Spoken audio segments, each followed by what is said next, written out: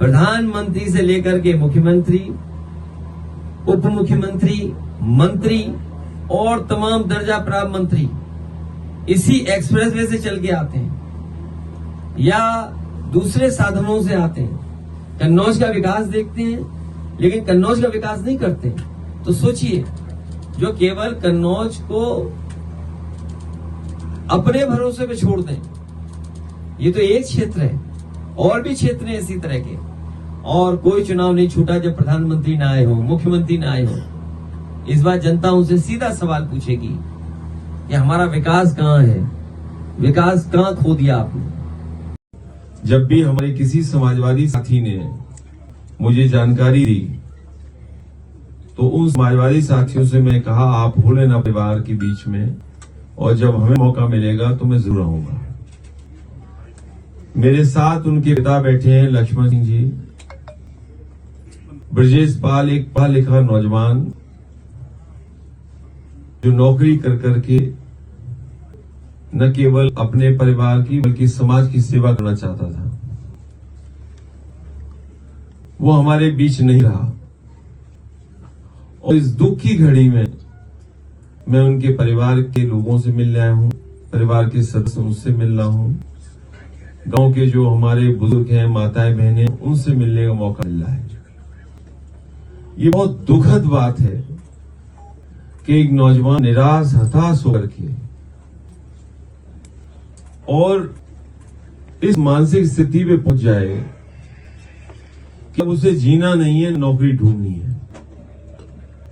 और जिसने भी उसकी जो सुसाइड नोट है पढ़ी होगी, उसकी आंखों से आंसू आ गए होंगे, अपने माता पिता से माफी मांगते हुए, अपनी बहनों के बारे में सोचते हुए, और सब डिग्रियां जला दी उसने।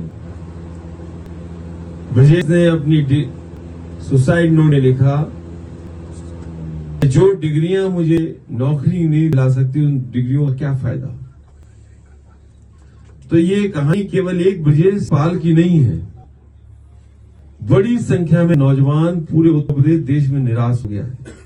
संविधान बदल गया तो हमारी ये भोली वाली जनता, जिसको बाबा साहब भीमराव अम्बेडकर जी ने अधिकार दिया एक वोट डालने का, इनकी साजिश है कि गरीब जनता वोट ही नहीं डाल पाए, वोट का अधिकार भी छीन लें। और नौकरी इसलिए नहीं दे रहे हैं क्योंकि नौकरी देने से आरक्षण देना पड़ेगा, क्योंकि आरक्षण नहीं देना चाहते, इसलिए नौकरी का पेपर लीक करा रही हो। समाजवादी पार्टी का गढ़ कन्नौज कहा जाता है, लेकिन अभी तक प्रत्याशी नहीं, जनता को इंतजार है। देखिए, यही तो गढ़ का कमाल है। बीजेपी से लेके सब घबराए हुए हैं कि कन्नौज इस बार लाखों वोट हराने वाली है। संसद जी हाजिर हो, क्या काम किया उन्होंने। बीजेपी हमेशा दंगा कराती है और दंगा करा के समाज को बांटती है, लोगों के बीच में नफरत लाती है, जिससे हिंदू मुसलमान कभी जातियों के नाम पर, याद किए ये कहते थे यादवों के काम हो गए। सही बात। बताइए, एक्सप्रेसवे पे कोई यादव की अलग से लेन है? अगर 100 नंबर बुलाए तो यादव के लिए कोई अलग नंबर है?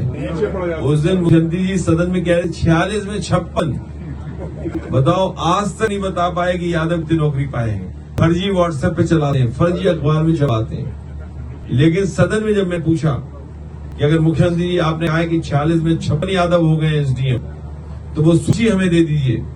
न जाने कितनी बार सदन में हम लोग सूची मांग चुके हैं, पत्रकार साथियों के सामने भी मांग रहे हैं, हमारे लखनऊ से आए पत्रकार उनके माध्यम से भी मांग रहे हैं। हमें उम्मीद है कि इस बार मुख्यमंत्री जी जब कन्नौज आएंगे 46 में 56 की सूची जरूर देके जाएंगे। अमूमन जब अन्याय होता है सरकार की तरफ से और न्याय और किसी जनता की पूछ नहीं होती है, उनको कोई सुनने वाला नहीं है, तब ये कहते हैं कि तानाशाही है, हिटलरशाही है। मैं इस मौके पे कहना चाहता हूं कि जो हिटलर राज था वो भी वोट के माध्यम से आया था। उस हिटलरशाही में यही सपने दिखाए गए थे जर्मनी में, वो भी वोट से आया था। यहां भी जो तानाशाह सरकार आई है वोट से आई है। इसलिए हम जनता से अपील करेंगे कि जो वोट से आए वो वोट से ही जाएंगे। जो भोली वाली सीधे साधे हमारे राजपूत समाज के लोग जिन्होंने सरकार की मदद कर दी तो सरकार बन गई। उनको कैसे अपमानित कर रहे हैं लोग, कह रहे हैं हमने आपका वोट खरीदा है। जिन्होंने जिताया उस वोट का भी सम्मान नहीं। इसलिए इस बार ये समाज इनको सबक सिखाएगा, इस बार इनको पलट देगा। सोचो जनता ने कितनी मदद की और जनता को क्या मिला बताओ। इन्होंने कन्नौज का विकास रोक दिया और तब प्रधानमंत्री इनका, मुख्यमंत्री इनका, डिप्टी सीएम इनका, मंत्री यहां से, सरकारें दो डबल इंजन की, और बताओ डबल इंजन की सरकार कन्नौज विकास रोक रही हो। अपने घर की रोड बनवाई ना, और कन्नौज की जनता इस बार इनको सबक सिखाएगी। पूरे उत्तर प्रदेश में जो कुछ समाजवादी सरकार में हो सकता था जनता के हित के लिए, वो समाजवादियों ने करके दिखाया। चाहे एम्बुलेंस हो, चाहे पुलिस को 100 नंबर की व्यवस्था हो, मंडियों का निर्माण हो, या किसानों को फसल की सही कीमत कैसे मिलेगी, सड़कें हो, बिजली का इंतजाम हो, अस्पताल हो, ये सब सुविधाएं देने का काम किया। और सुविधाओं के साथ साथ नौकरी और रोजगार के भी अवसर मिलते हैं। ये जो सड़क मिली है, मैं कभी कभी देखता हूं कि जहां लोग रुककर खाना पीना चाय के लिए उतरते हैं, कई सौ नौजवान वो नौकरी पाए हैं। टोल पे भी नौकरी पा गए हैं। मंडी पूरी बन जाती तो नौकरी पा जाती, परफ्यूम पार्क बन जाता तो नौकरी पा जाती, मेडिकल कॉलेज और चलने लगता तो हजारों की संख्या में नौकरी मिलती है। आप लखनऊ का पीजीआई, आप लखनऊ का लोहिया इंस्टीट्यूट या सैफई का अस्पताल पता करेंगे। सैफई के अस्पताल में हजारों डॉक्टर, नौजवान जिनको पैरामेडिकल या और कोर्स किए उन्हें नौकरी मिली है, हजारों की संख्या में। पीजीआई कब बना था? 10-15 हजार लोगों को नौकरियां मिली होंगी। लोहिया इंस्टीट्यूट है, 5-6 हजार लोग नौकरी पाए। जो लखनऊ में मेट्रो बनी, उसमें लगभग 2,500-3 हजार इंजीनियर नौकरी कर रहा है। और जब 2,500-3 हजार इंजीनियर नौकरी करेगा तो उसके आसपास और लोगों को भी नौकरी मिलेगी।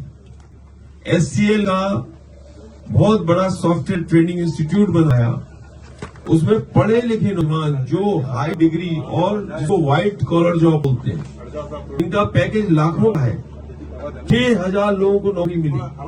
तो ये कुछ बातें मैं इसलिए बता रहा हूं कि जब विकास होता है, जब काम होता है, तो लोगों को नौकरी और अवसर का मौका मिलता है।